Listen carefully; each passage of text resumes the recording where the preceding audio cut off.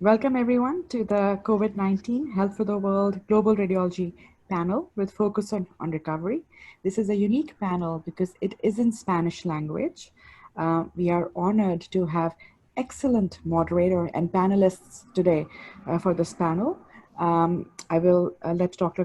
Castillo do the talking, but let me just start by thanking all our exceptional panelists for doing this for us today, and also Dr. Castillo for moderating. I'll just say one or two lines about Dr. Castillo, though he asked me not to introduce him. But Dr. Castillo is the distinguished professor and chief of neuroradiology at UNC. He's also the past president of ASNR and ARS, and is emeritus editor of AGNR. And above all, Dr. Castillo has been an immense supporter of Health for the World and has done major contributions in neuroradiology around the world. Thank you so much, Dr. Castillo, and thank you so much, all the panelists. And you can start whenever you're ready.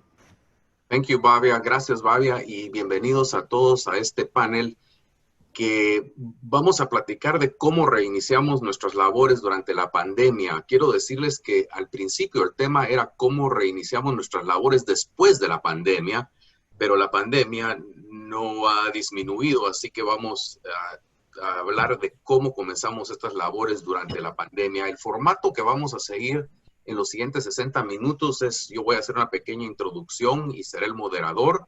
Si no quieren hacer sus preguntas a través del chat room de Zoom, me las pueden enviar a mi correo electrónico castillo@med.unc.edu. Luego continuará la doctora Sonia Bermúdez, que es profesora asociada en la Universidad del Bosque, trabaja en la Fundación Santa Fe de Bogotá y es editora de la revista colombiana de radiología. Luego continuará la doctora Claudia Cejas, que es profesora de radiología y jefa del departamento de radiología en la Fundación Flenny.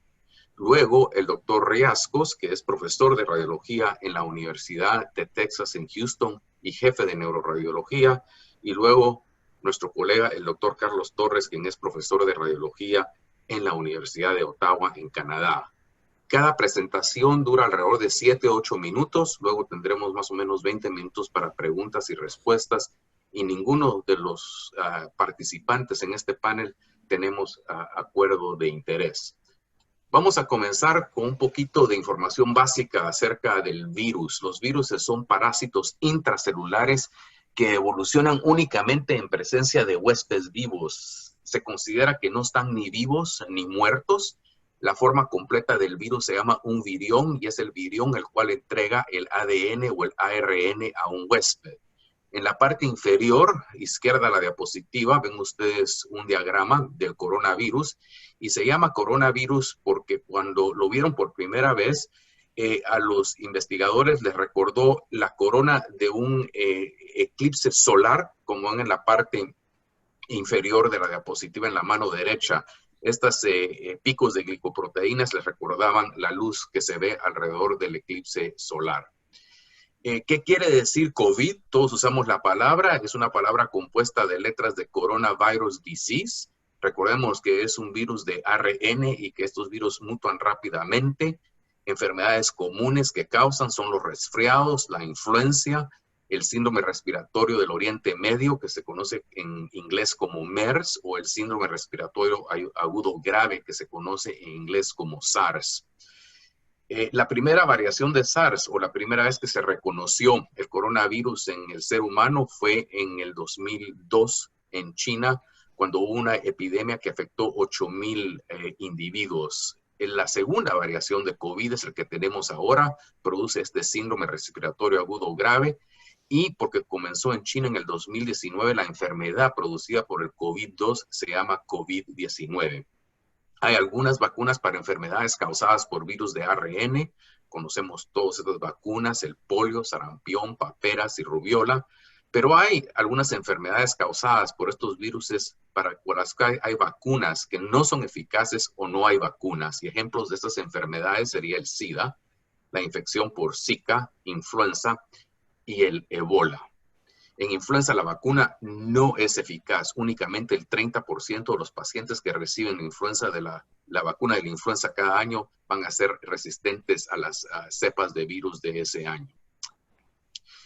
El COVID-19 es un tipo de virus que antes pensábamos no podía existir porque es un virus que pasa de un huésped animal y se transmite al hombre. Hay otros virus como el ébola que hacen lo mismo. Se cree que el COVID comenzó en murciélagos y el huésped transmisor es el pangolín. No sé si ustedes han visto, es un animal que tiene una caparazón, parece un armadillo. Y el primer caso fue descubierto en la ciudad de Wuhan, en China, en noviembre del 2019. Factores que nos pueden predisponer a contagiarnos de este virus es edad avanzada, por arriba de los 65 años, comorbilidades, obesidad y tipo de sangre A. Y sabemos que la incubación puede durar de 2 a 14 días, pero que en 10% de los pacientes es más larga que 14 días. ¿Cómo estamos en el mundo con el COVID? Hoy en la mañana teníamos más de 14 millones de casos y más de 600,000 muertes, como pueden ver en la parte inferior de la diapositiva. La mayoría de casos vienen de las Américas y 3 países contribuyen a la gran mayoría de estos casos de las Américas. Pero si ven al final de la gráfica, ven que no importa dónde o qué región del mundo estamos viendo, las Américas, Europa, Asia, la cantidad de casos sigue subiendo con el tiempo. Como dije, en el continente americano, 3 países son responsables por la mayoría de casos: Estados Unidos, Brasil y México. No voy a hacer comentarios políticos de ningún tipo, pero pueden ver en estas pequeñas gráficas acá que el número de pacientes sigue subiendo en estos 3 países, algo que no pasó en Europa. Por ejemplo, en España y en Francia, donde hubieron medidas de mitigación muy severas, como quedarse en casa 2 meses sin poder salir. Después del pico que sucedió al principio de abril en ambos países, ha habido una baja de casos significativa y un regreso a las actividades normales de la vida, lo que no ha pasado en otros países. Como tenemos panelistas participando de 4 países diferentes, les voy a enseñar las gráficas de lo que ha pasado en cada uno de esos países. En Argentina, la situación es grave, el número de casos sigue elevándose. Lo mismo vemos en Colombia. En Canadá, la curva es muy similar a lo que vimos en Europa. El pico de casos fue alrededor de abril y mayo y luego ha ido disminuyendo y el número de casos ha aumentado ligeramente últimamente, pero casi está bajo control esta enfermedad. Y lo que ha pasado en Estados Unidos, no sé si lo podemos ver, vamos a ver. Lo que ha pasado en Estados Unidos es que tuvimos un pico de la enfermedad a mediados de mayo. Hubieron algunas medidas de mitigación, empezó a bajar, relajamos esas medidas de mitigación y ahora lo que tenemos es un resurgimiento de la enfermedad. No es la segunda ola. La segunda ola de la enfermedad posiblemente va a venir más tarde, en los meses de otoño, octubre o noviembre. Lo que tenemos es el resurgimiento de la primera ola, que después se va a mezclar no solo con la segunda ola, sino posiblemente también con la influenza estacional que tenemos en el invierno en el hemisferio norte. Bueno, voy a pasar ahora a los panelistas y quiero invitar a la doctora Sonia Bermúdez a comenzar y ella va a compartir su pantalla y yo voy a dejar de compartir la mía. Muchas gracias.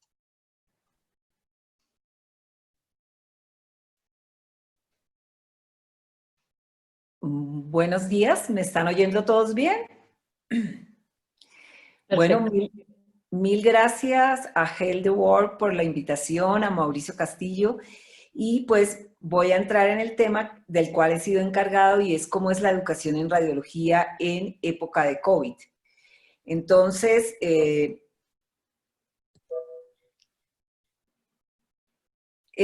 para esto, pues yo decidí hacer una encuesta a mis colegas en los programas académicos de radiología y hablé con 14 de ellos, generalmente con los directores de programa, con algunos residentes y con algunos profesores muy cercanos a ellos. Nuestros residentes, entonces les doy la información de aproximadamente 200 residentes que tienen una edad promedio de 28 años. En Colombia no son desplazados en este momento a otras áreas del hospital. Las universidades o los hospitales les proveen adecuadamente en la mayoría de los elementos de protección, tienen pocos hijos y pocos mayores a cargo. Aquí Mauricio ya nos mostró cómo es la pandemia en Colombia, entonces nosotros Tuvimos en los primeros meses una zona de cuarentena, unos días de cuarentena o meses, en los cuales disminuyó significativamente el volumen de los estudios de radiología.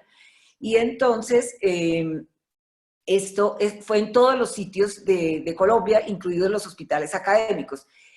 Tenemos una particularidad en Colombia y es que la ecografía la hacemos los radiólogos, no lo hacen los tecnólogos como en otros países. De tal manera que el impacto en la educación en radiología tiene unas áreas especialmente afectadas y son la ecografía, la mamografía y los procedimientos, bien sea de intervencionismo o vías digestivas, artrografías. En estos procedimientos no solamente por la disminución en el volumen, sino también porque se prefiere que si el paciente tiene COVID o sospecha de él, lo haga directamente el radiólogo, lo cual disminuye la práctica de los residentes. Definitivamente en todos los programas las rotaciones selectivas se afectaron, fueron pospuestas, canceladas, y esto es una de las cosas que pues afecta a los residentes. ¿Qué pasó con los horarios? Durante estos primeros meses de pandemia, todos disminuyeron la asistencia al hospital. De hecho, hoy día 2 universidades aún no retornan a la presencialidad.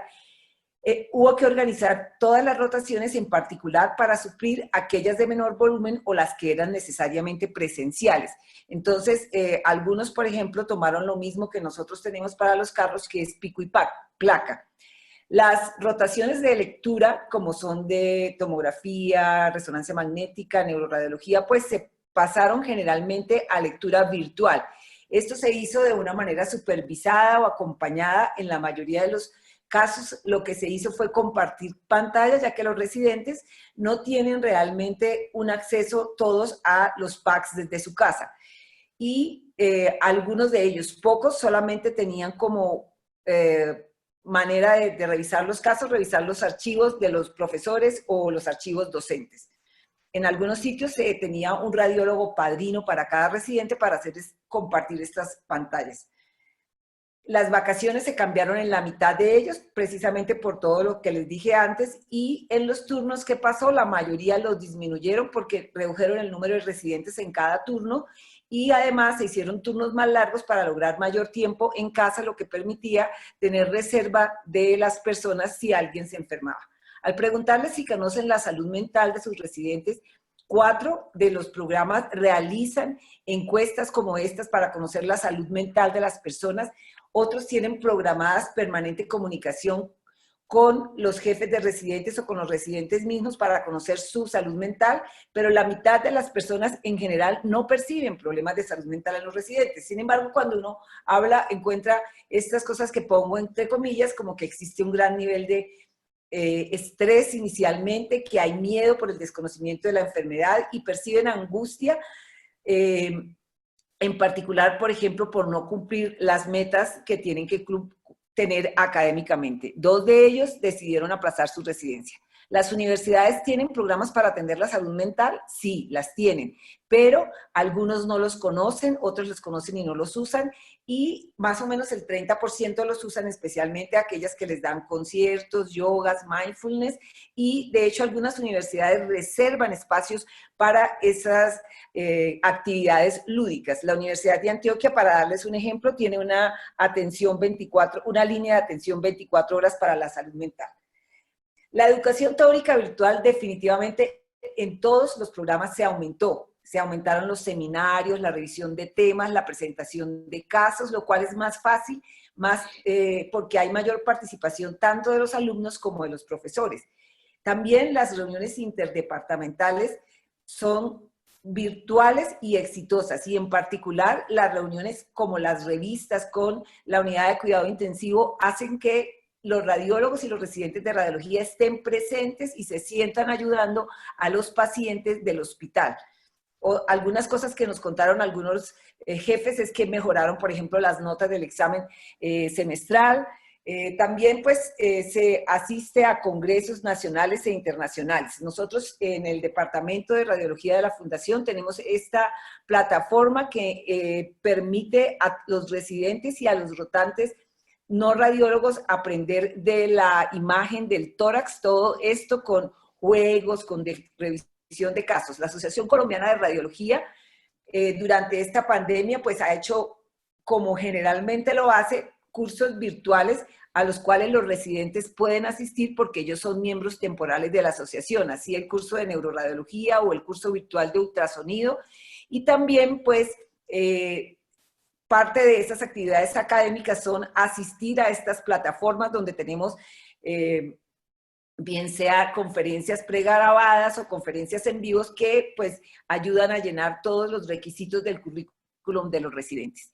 Entonces, la educación en radiología yo creo que es una balanza entre lograr las metas clínicas y académicas para alcanzar un entrenamiento adecuado de los residentes y la seguridad y bienestar de ellos. Hay cosas que tenemos que aprender nuevas, entonces hemos tenido pues que aprender del COVID, cómo se ve, y también pues seguramente vamos a tener que aprender cómo aumentar nuestras habilidades en interpretar, por ejemplo, la angiografía coronaria, que hoy se hace más frecuentemente porque es un estudio no invasivo al contrario de hacer un estudio de hemodinamia con catéter.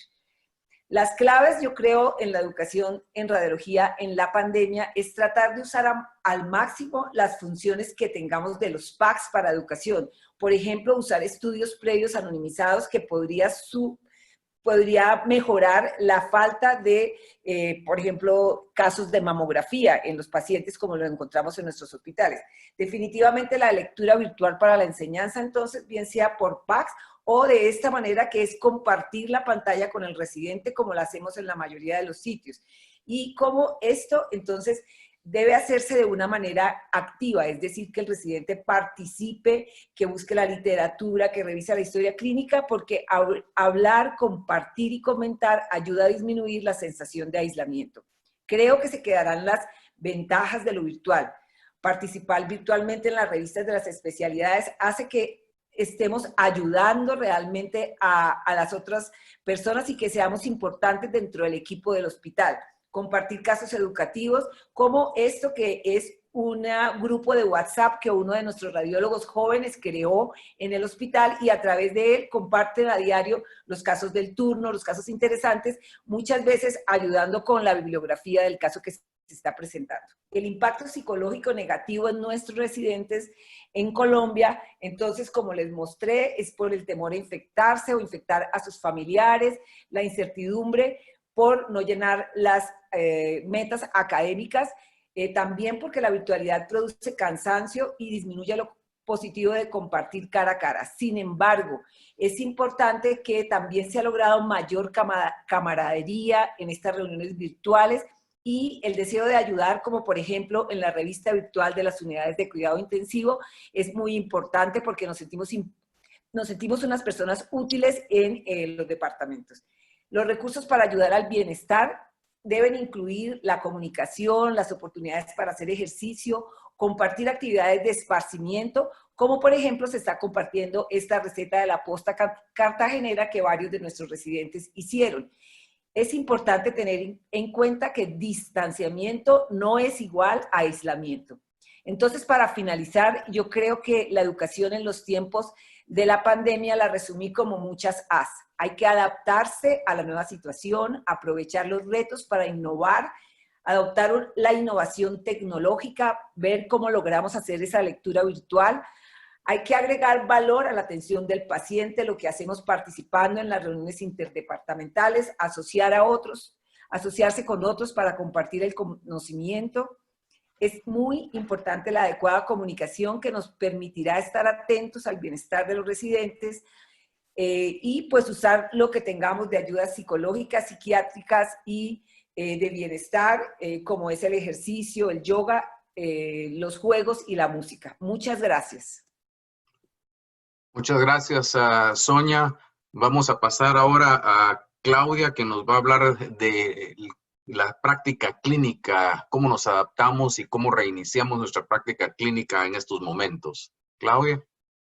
Como no, muchas gracias, Mauricio. Muchas gracias, Health for the World. Vamos a hablar un poco sobre la actividad asistencial. Principio, que comentarles algo que ya les mostró Mauricio. Estos son los casos hasta ayer a la noche. Nuestro primer caso de COVID en la Argentina fue el 3 de marzo, un caso proveniente desde Francia. Actualmente, si ustedes pueden ver, tenemos 126.755 casos hasta anoche y 2.260 fallecidos. Si observamos nuestro mapa de la Argentina, pueden ver los distintos puntos azules o círculos que están mostrando las diferentes provincias y su incidencia.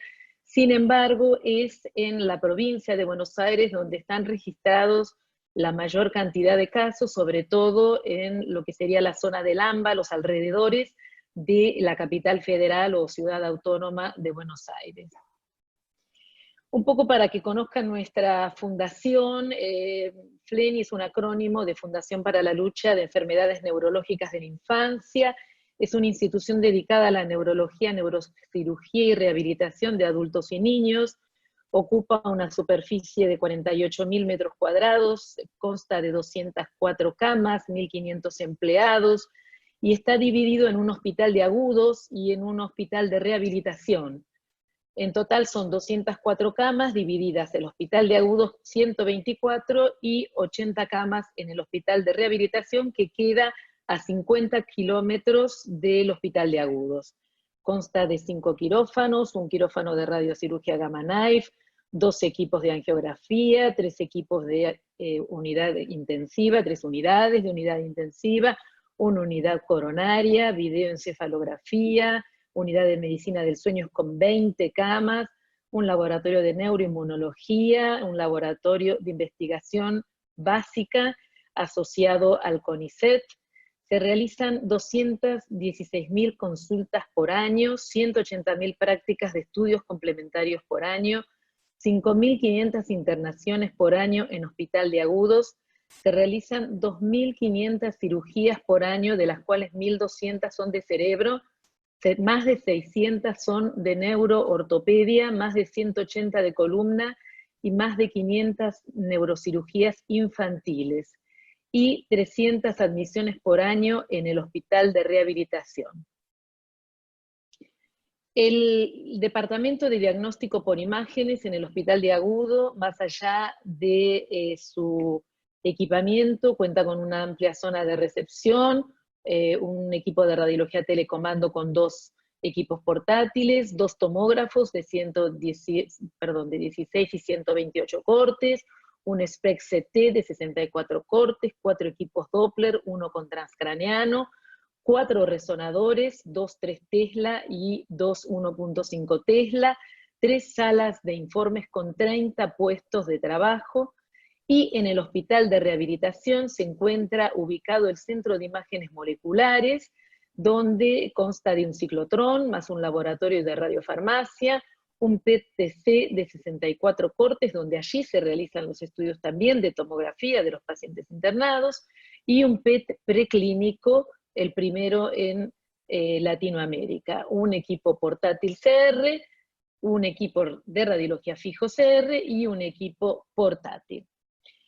¿Qué es lo que hicimos durante la pandemia COVID-19? Gracias al equipo de infectología y de calidad de FLENI, y lamentablemente, gracias a que pudimos ver la pandemia anterior a que llegara a nosotros, tuvimos un entrenamiento personal de todo el personal, ya sea de seguridad, de la recepción, los técnicos, los médicos de radiología, los médicos de anestesia, porque hacemos muchas anestesias en pediatría, el personal de limpieza, los pacientes y los acompañantes de los pacientes que estaban internados.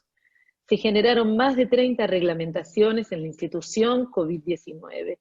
Se crearon diferentes grupos de WhatsApp, que son los grupos COVID, integrados por diferentes áreas, o diferentes integrantes de diferentes servicios.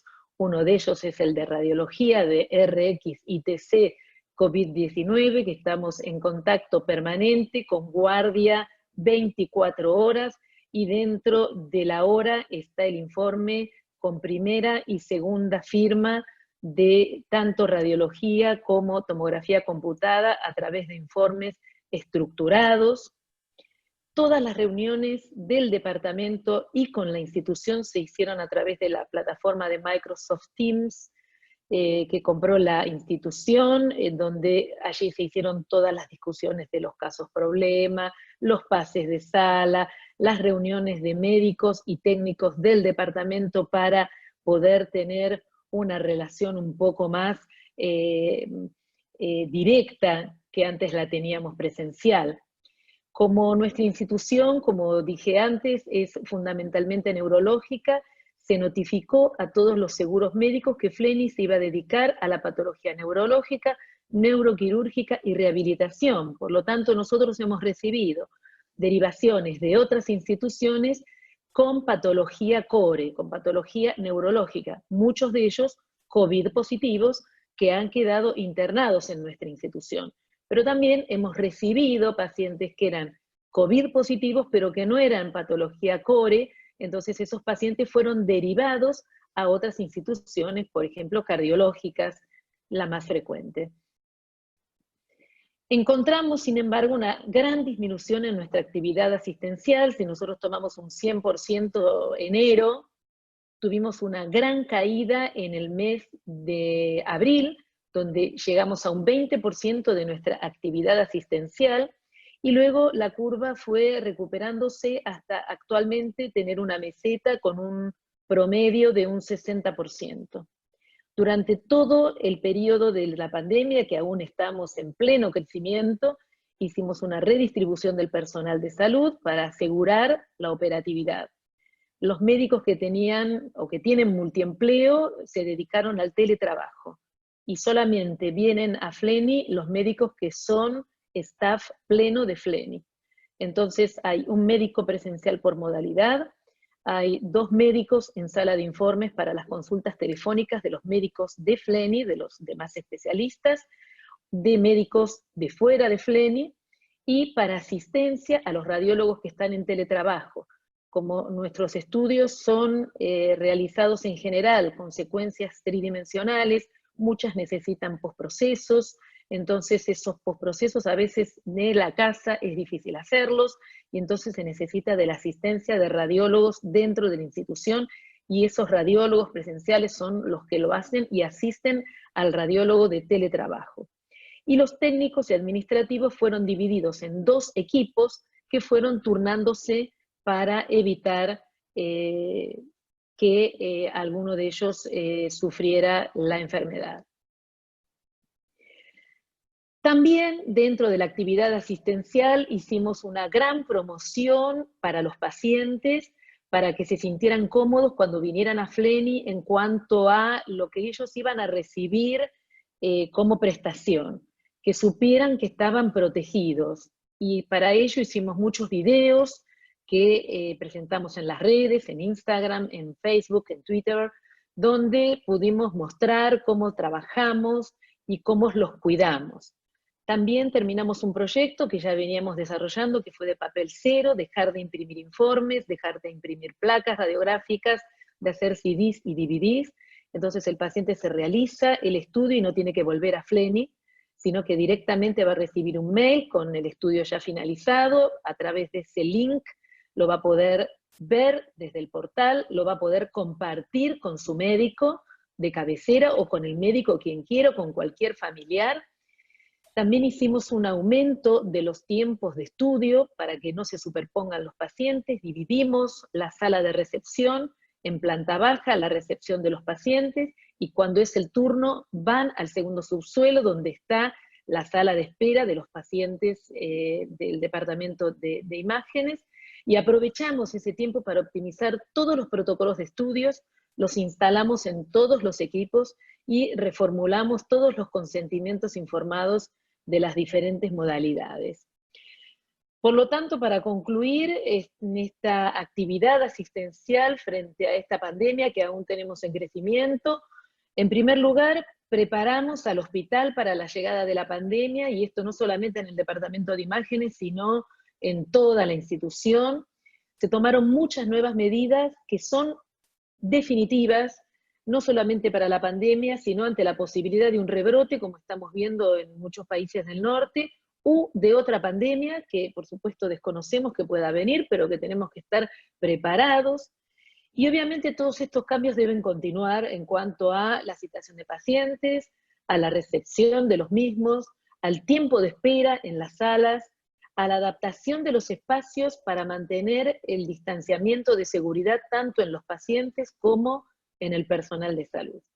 Les agradezco mucho y a disposición para las preguntas que tuvieran. Muchas gracias, Claudia. Vamos a pasar ahora con Roy, el doctor Riascos, que nos va a hablar de cómo reiniciamos nuestras actividades de investigación.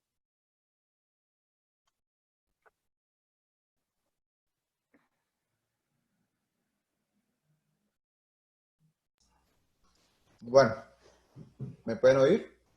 Sí. Bueno, Perfectamente. primero que todo, muchas gracias por esta amable invitación. Es siempre un placer poder estar colaborando con Health for World.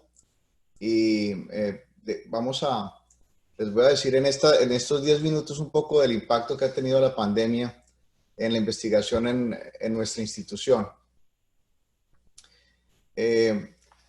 Nosotros pertenecemos a un gran centro que es el centro médico más grande del mundo, que es el Texas Medical Center, donde tenemos más de 9,000 camas y tenemos entonces también muchísimos proyectos de investigación que se están haciendo. Se hace desde investigación básica con tomógrafos y magnetos a investigación clínica, y estas investigaciones clínicas vienen desde trabajos que están con grants o becas de investigación, relaciones con la industria, programas pilotos y ensayos clínicos. Como ustedes se pueden imaginar, cada uno de estos tiene unos compromisos, no solamente de tiempo, sino también económicos, que se han visto afectados con esta situación. Al inicio de la pandemia, como todos han hecho, y muy similar a lo que acaban de explicar de Bogotá y de Buenos Aires, tuvimos que aumentar el distanciamiento. Esto lo que produjo fue, lo primero que hicimos fue reducir el personal no esencial que estaba viniendo al hospital. Todavía nosotros, para que ustedes sepan, Houston y Texas son uno de los estados que estamos aumentando casos y todavía no hemos llegado a disminuir la curva. En esta segunda parte, como dijo Mauricio, tuvimos que interrumpir entonces todos los proyectos que requerían que las personas tuvieran que estar haciendo contacto con los pacientes. Tuvimos que interrumpir los programas de visitantes, que son muy importantes para una parte de nuestra investigación. Incrementar entonces también el distanciamiento con los pacientes, que afectó la forma de poder entrevistarlos y tratar de reclutarlos para los trabajos de investigación. Nos tocó entender cuáles son las investigaciones esenciales. Y esto es muy complicado, porque cuando uno tiene una cantidad de personas que están siendo, o que sus labores dependen exclusivamente de la investigación, de explicarles que lo que ellos hacen es esencial o no, puede ser bastante conflictivo. Entonces, primero definimos qué es esencial para la investigación, cuáles proyectos tenían un impacto importante en la vida de los pacientes y cuáles no. Aseguramos un cubrimiento mínimo y empezamos a utilizar innovaciones como la teleradiología para tratar de no solo de unir a los grupos, pero también de entrevistar pacientes y evitar hacer una gran cantidad de las cosas que son muy estrictas en los protocolos de investigación, que tenían que ser en forma presencial. Para eso teníamos que tener una infraestructura, entonces tuvimos que hacer una cantidad de leasing de equipos de computadores, porque no todo el mundo tenía computadores con los que podían trabajar, y teníamos que implementar estas reuniones por video, pero una cosa muy importante era que toda esta infraestructura tenía que ser totalmente segura y que teníamos que hacerlo a través de tecnología que protegiera la información de los pacientes y que no se fuera a interrumpir o a poner en riesgo en los trabajos de investigación. Entonces, primero teníamos que mirar qué estaba pasando con nuestro equipo de investigación. Los médicos obviamente tenían que venir mucho más a la parte presencial, aunque muchos tenían la forma de hacer teleradiología, entonces no estaban viniendo todo el tiempo, pero teníamos todas las personas que estábamos entrenando, los administradores, que eso sí no era esencial que estuvieran aquí, empezaron a trabajar desde la casa, las enfermeras que tenían que hacer las muestras o tomar las muestras o hacer las entrevistas, y ellas lentamente empezaron a venir. Ahorita nuevamente están en problemas de estar viniendo por la pandemia como está siguiendo. Un equipo muy fuerte de informática que nos permitiera hacer toda esta, con tecnología, toda esta cantidad de situaciones. Tuvimos que interrumpir completamente que los estudiantes estuvieran viniendo y limitamos en forma significativa la venida de los residentes, aunque ahora están viniendo un poco más porque acaba de empezar un curso nuevo de residentes el 1 de julio y tener un curso nuevo a distancia es un reto muy grande. Las personas de estadística y los asistentes de investigación hacen casi todo el trabajo desde casa ahora. Entonces, cuando estamos hablando con los retos del equipo de trabajo, hay varias cosas que tocaba tomar en cuenta. Una es la adaptación al trabajo desde casa. No es fácil, no todo el mundo se adapta de la misma manera. Muchos tienen que cuidar a seres queridos y a diferencia de lo que estaba diciendo la doctora Bermúdez con los residentes, estas son personas que generalmente ya todos tienen hijos, están cuidando a adultos mayores y tienen unos retos muy importantes para poder tener el mismo desempeño desde la casa al que tenían cuando estaban haciéndolo en el hospital. Y hay que cuidar también de su salud física y mental y para eso estamos haciendo entrevistas y estamos tratando de reunirnos con los grupos de trabajo en forma bastante o mucho más frecuente de lo que estábamos haciendo antes de pasar el COVID. Entonces, con la pandemia pasaron unas cosas muy importantes y es que así como todos los trabajos de investigación que ya estaban andando tomaron menos relevancia por la pandemia, entonces todo el mundo que quería hacer trabajos de investigación con COVID, no solamente para ver cómo estaba reaccionando el COVID a nivel mundial o cómo era la experiencia, sino también para tomar decisiones a medida que se estaba aumentando los casos en el hospital, demandaba poder centralizar la información. Y aunque nosotros hacíamos mucha investigación, habían muchos espacios en donde no estaba totalmente conectado todo el sistema y conectar el sistema de historia clínica con el sistema de imágenes, con el sistema genético para saber cuáles son los genes del COVID, con el sistema de estadística, no estaba tan bien montado. Entonces necesitábamos una infraestructura para la obtención de esos datos y eso nos ha llevado gran parte de estos 4 meses.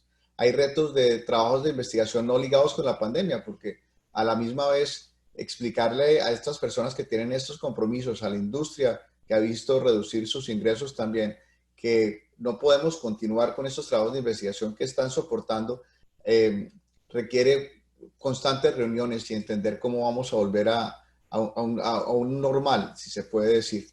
Para eso entonces la institución creó 4 grupos de trabajo. Ahí los tienen, el grupo de cohortes, el de biobanco, el de estudios clínicos y el de informática. Y realmente lo que se trataba de hacer era que cualquier idea que había sobre el COVID o cualquier reto clínico que había sobre el COVID o cualquier reto de investigación, se pudiera llegar a un pool general de personas que puedan distribuir esas ideas dentro de la comunidad y no hacer 2 o 3 veces la misma labor y no es porque nunca estábamos comunicados. Esto nunca había pasado en investigación en nuestra institución. Pero habían otros retos que estaban sucediendo al mismo tiempo. Entonces, las oficinas de investigación institucional no podían trabajar al mismo ritmo que tenían antes y toda la cantidad de papeleo que requiere hacer una investigación que se quiera hacer, que esté en la mitad de estarse haciendo o que tenga que terminarse, no había personal que pudiera cubrir eso. Y eso todavía es un gran reto en el que estamos viviendo en este momento. Y tenemos mucha gente tratando de desatrasarse y obviamente tratando de optimizar esto, pero eso no ha sido fácil porque ha sido un gran freno dentro de nuestra producción de investigación.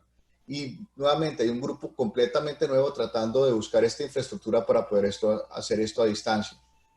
A corto plazo, entonces, lo que hizo con investigación el COVID fue que hubo una gran disrupción de investigación. Separaron grandes proyectos de investigación que estábamos colaborando o haciendo, incluidos proyectos interinstitucionales. Tratamos de implementar el trabajo a distancia, que estamos mejorando y aprendiendo a hacer esto. Yo creo que esto va a cambiar para siempre y vamos a empezar a redefinir cómo podemos trabajar a distancia. Hay definitivamente ya una reducción de ingresos a nivel del hospital y de la universidad que han hecho que algunas de las personas que estamos laborando tengamos que tomar días de vacaciones extras para ayudar a las instituciones, y también ha habido desafortunadamente que prescindir de algunas personas, incluido de nuestro grupo de investigación, enfermeras y técnicos, y eso genera un reto adicional.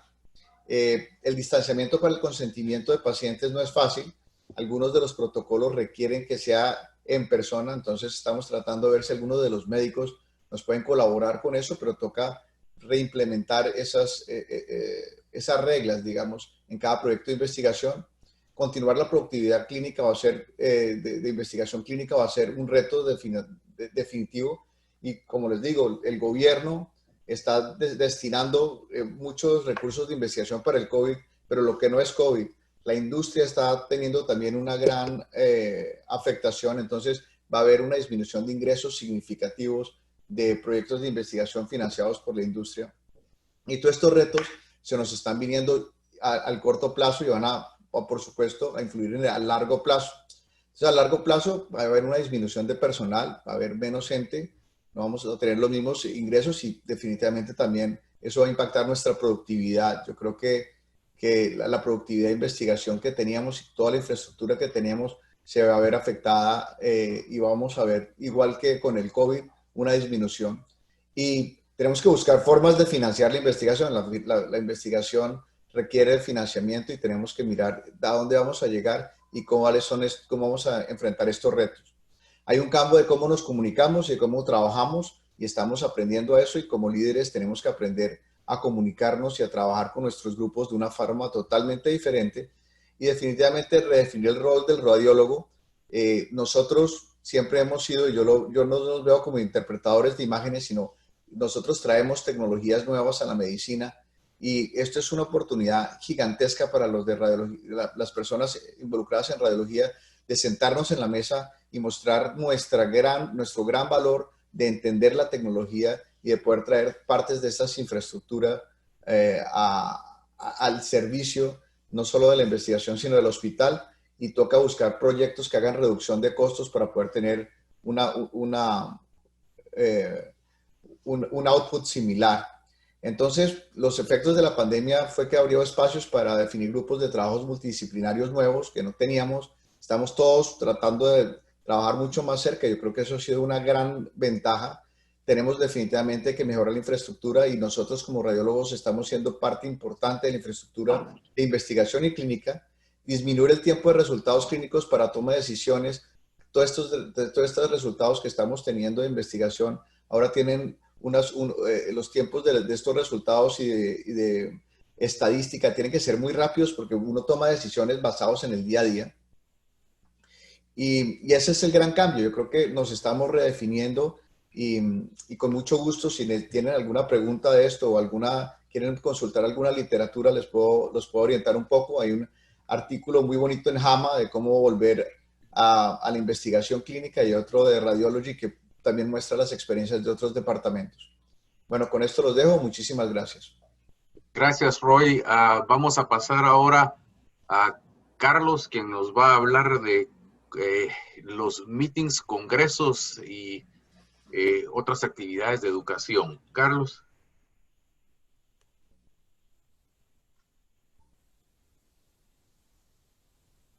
Perfecto. ¿Me pueden oír?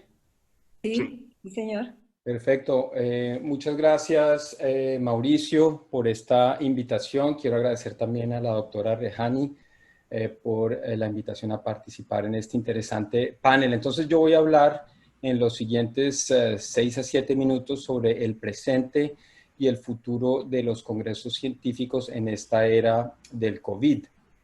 Entonces, como todos sabemos, debido a los riesgos relacionados con un congreso presencial, básicamente todos los congresos nacionales e internacionales para este año se han cancelado, y de hecho algunos para el comienzo del 2021 también, no solo en radiología, sino en otras sociedades científicas y más allá de la academia.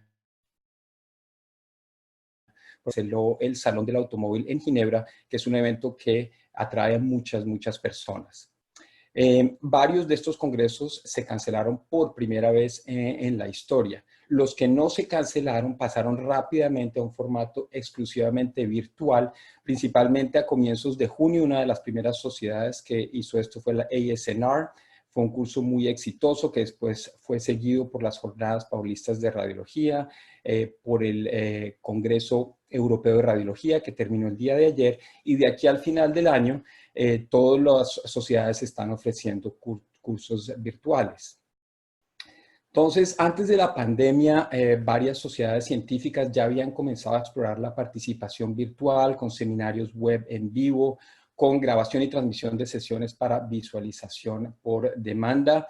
Sin embargo, la pandemia nos ha forzado a realizar un curso intensivo acelerado en videoconferencias, webinars, etcétera. Estoy seguro que todos ustedes ya son expertos en Teams, en Zoom, en GoToWebinar, así como nuestros propios hijos.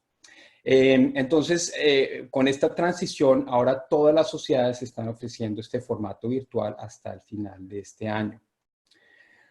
¿Cuáles son los pros y los contras de las conferencias virtuales? Empecemos con los pros. Uno muy importante es que permite una participación mucho más amplia. El ASNR de este año, por ejemplo, tuvo 3.500 participantes. Eso es casi 3 veces más de lo que hay en participación presencial. Además, dio la oportunidad a que participantes con discapacidades pudieran presenciar estos pequeños que normalmente no tienen la oportunidad de viajar porque se tienen que quedar cuidándolos. Me pareció interesante ver, como se publicó en Nature en junio de este año, que las sesiones virtuales tienen en promedio mayor participación que cuando son presenciales. Por otro lado, los participantes, sobre todo los que se encuentran en entrenamiento, residentes, estudiantes de medicina, fellows, se sienten menos intimidados de hacer preguntas por la vía en línea, y también facilita la formulación de mejores preguntas en línea a través de chats moderados. Además, estas conferencias virtuales nos permiten tener una flexibilidad de horario para entrar on demand. Entonces podemos tener una semana laboral normal y entrar a ver las conferencias ya sea en la mañana, al final del día o en los fines de semana. Muy importante también, los costos son mucho menores. Se bajan o son más baratos entre un 60 y 75%, un factor muy importante más ahora que la economía está en la situación que se encuentra.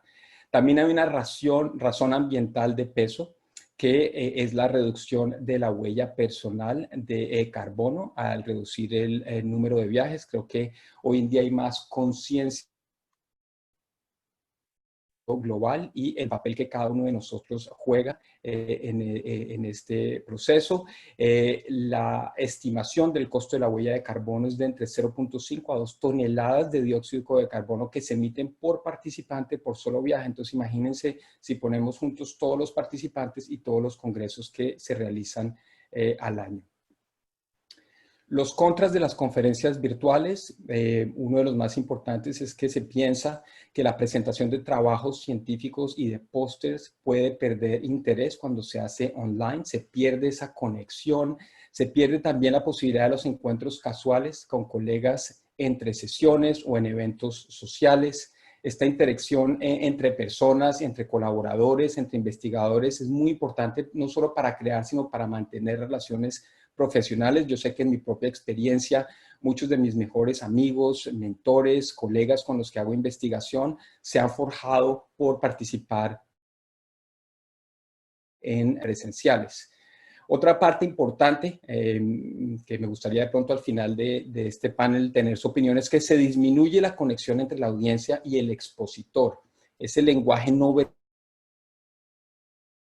verbal, esto se pierde un poco y puede aparecer un poco plano cuando se hace en manera virtual. Y otro punto importante es que al hacer las conferencias virtuales va a haber una disminución de las principales fuentes de ingreso para las sociedades, que son lo que se cobra para el registro para participar en las conferencias, y eso puede perjudicar la viabilidad de algunas sociedades y algunos congresos hacia el futuro. Entonces, ¿qué nos espera en el futuro? Entonces, como todo lo que tiene que ver con esta pandemia, hay mucha incertidumbre, no se sabe exactamente qué vaya a pasar. pero es poco probable que una vacuna o un tratamiento exitosos, así como una economía en recuperación, nos lleven de regreso a lo que antes llamábamos la normalidad.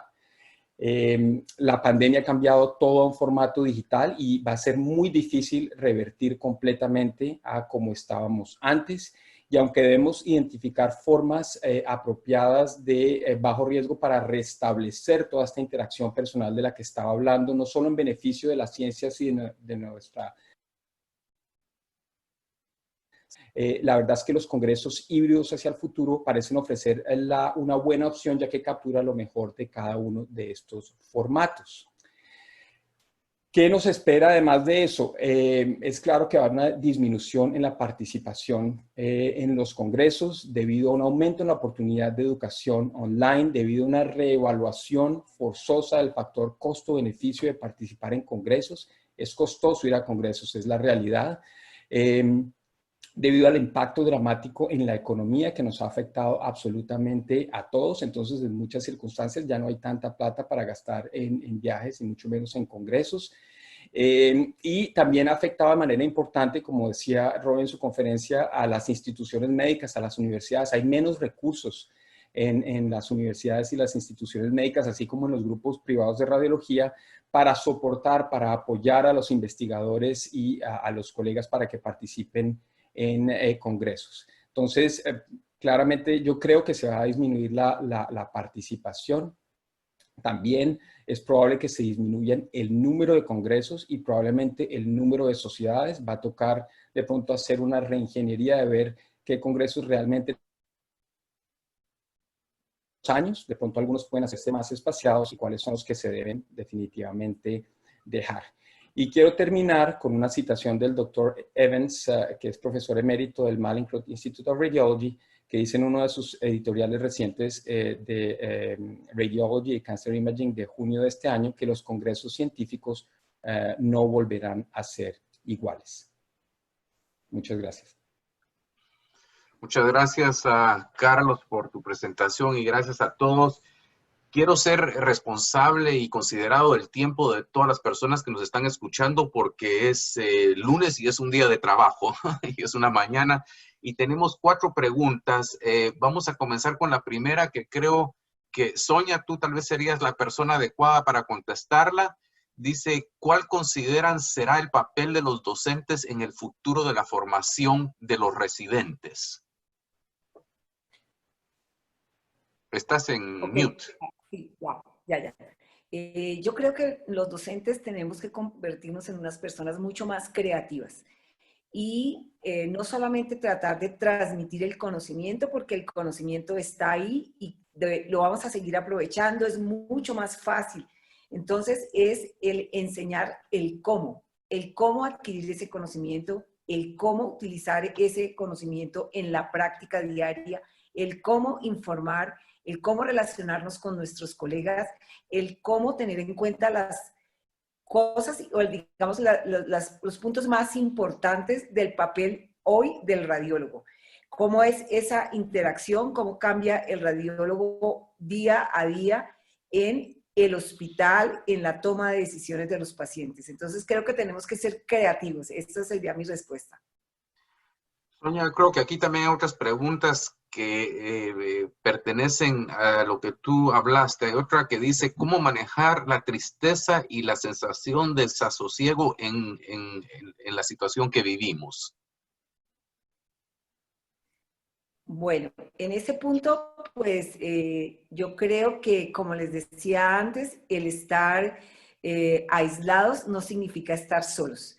Entonces, la participación entre los residentes, la comunicación de los profesores con los residentes, no solamente el hablar, sino el compartir momentos sociales, el cumpleaños, se puede celebrar por Zoom, se puede estar allí en cada una de las actividades y eso es muy importante, pero en particular es tener siempre una excelente comunicación. Cuando se está leyendo, entonces así no estemos juntos, pero estamos participando, estamos opinando, le estamos dando una oportunidad de hablar al residente, y eso también en los seminarios que hacemos. Cuando presentamos un caso, entonces es más fácil que nosotros busquemos al residente y le digamos, ¿y tú qué opinas? ¿Y cómo te parece esto? Y muchas veces ellos, como decía Carlos, más fácilmente, virtualmente, se comunican, opinan y dan nuevas ideas. También es importante que realmente los estudiantes son más hábiles que nosotros en el manejo de todas estas nuevas tecnologías de comunicación. Entonces, como les decía, el estudiante va a ser el que apoya al profesor en, por ejemplo, unir a un seminario una plataforma que permita votar sobre los casos clínicos. Entonces, creo que de esa manera podríamos mejorar eso. Gracias. Gracias, Sonia. Roy, te voy a hacer esta pregunta porque Houston es una ciudad particular en el sentido que creo que se aplica mucho a América Latina. Es la tercera ciudad, el tercer lugar de ciudad que tiene más población latina. Está compartido entre Houston y Miami. Las dos primeras son Los Ángeles y Nueva York. Pero para nuestra audiencia latinoamericana que nos escucha, ¿cómo has tú manejado el estrés del personal que tienes en tu departamento y en tu división? Eso es una excelente pregunta. Yo creo que lo primero ha sido aprender a manejar nosotros nuestro estrés personal. Y hay que definitivamente, las personas que están liderando tienen que aprender a garantizar que están tranquilos y que pueden afrontarlo. Obviamente la experiencia ayuda un poco, pero eso igual toca saber hacer eso. Hablar con ellos es muy importante, hablar con la gente. Nosotros hacemos cosas que antes no hacíamos jamás, y es que nos reunimos por 5 minutos, hacemos una reunión de 5 minutos todas las mañanas antes de empezar a trabajar. Miramos cuáles son las cosas que son retos, y si hay retos personales, nos reunimos nos quedamos y hablamos de eso con las personas. Eso ha ayudado mucho a unir el equipo, porque antes cada uno cogía para su lado y no nos veíamos tanto. Ahora nos vemos todos los días, casi que obligatorio, y lo miramos. Pero, y Roy, se están viendo en línea. En línea, nos estamos viendo en línea. Y hay personas que han tenido que hemos tenido que llevar y enviar a consejería psicológica, porque realmente han estado con niveles de estrés que se ven reflejados en su trabajo negativamente. Y eso es básicamente, yo creo que mientras le aportemos tranquilidad como líderes a las personas con las que estamos trabajando, entender que cada uno maneja de una forma totalmente diferente estas situaciones, y entender sus situaciones personales. Una persona que está totalmente tranquila, de pronto la familia empezó a tener COVID, y eso cambia en forma radical en un solo día su comportamiento y sus niveles de estrés. Entonces toca estar haciendo esto de forma permanente. Nosotros no hacemos las encuestas como lo hacen, pero de pronto las encuestas como está haciendo la fundación puede ser una solución, pero definitivamente hablar con ellos, y la comunicación tiene que ser mucho más cercana que cuando uno se encontraba casualmente con ellos en el hospital, porque como decía Carlos, uno pierde la interacción, la comunicación no verbal, y uno hay veces no se puede dar cuenta que estas situaciones están sucediendo. Entonces hay que dedicarse tiempo a llamar uno a uno y a ver cómo están personalmente, sus familias, y cómo les está yendo con el trabajo. Gracias. Claudia, brevemente, ¿cómo hacen ustedes para los procedimientos, intervencionismo radiológico, dice la pregunta, o biopsias? ¿Qué es lo que están haciendo ustedes para estos pacientes que necesitan intervención? Bueno, nosotros sobre todo lo que hacemos, si te referís a lo específicamente de diagnóstico por imágenes, sobre todo se hacen bloqueos radiculares, y a veces, de ser necesario, biopsias. Esos pacientes se les hace un seguimiento, primero se les da un turno y se les hace una muestra de COVID, Y si da negativo, entonces allí pasa a hacerse el bloqueo. A veces hay pacientes que son urgentes, entonces esos pacientes urgentes directamente pasan al bloqueo y luego se hace una desinfección de la sala como paciente sospechoso. Y les haces test de COVID. Claro. Y los pacientes que son, por ejemplo, prequirúrgicos, de cirugías mayores, pasan también por test de COVID antes de la cirugía, salvo que fuera de urgencia, por supuesto, que se le hace luego de la cirugía. Gracias, Claudia. Creo que estamos llegando al final de nuestra hora y quiero leer un comentario a propósito de lo que habló Carlos, que viene y que dice esto. Dice, esta pandemia ha hecho mucho más democrática la educación. Yo como madre de una hija muy pequeña y radióloga de tiempo completo, encuentro que los webinars han sido una gran puerta y creo que la generación Z y los residentes son mucho mejores que nosotros en las nuevas tecnologías. ¿Estás de acuerdo con eso, no, Carlos?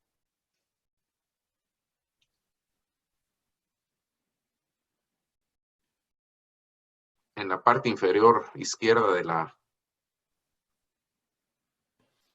Sí, ya, no lo podía quitar. Estoy completamente de acuerdo con ese comentario y eso se ha visto reflejado, como dije en mi presentación, en el aumento en el número de participantes en los diferentes congresos. También ese artículo de Nature que mencioné, decía que en un congreso de astrofísica de solo países europeos había gente más democrático y alcanza un nivel más global. Ok. Bueno, muchas gracias, Roy, Claudia, Sonia, Carlos. Yo creo que vamos a dar final al panel. Ha sido una hora de pláticas y discusión. Quiero agradecer a todas las personas que nos están escuchando de Latinoamérica y de Estados Unidos. Quiero agradecer a la doctora Rehani por habernos invitado. Bhavya, thank you very much for organizing this and lending us your platform so we could talk about COVID during the last hour. Y por supuesto, nos estaremos viendo pues posiblemente el año próximo, si hay vacuna, si no, nos seguiremos viendo en línea. Muchísimas gracias a todos y ya nos comunicaremos con correo electrónico después de este panel. Muchas gracias. Gracias. Muchas gracias. Gracias, hasta luego. Un saludo a todos. Hasta luego. Chao. Adiós. Chao.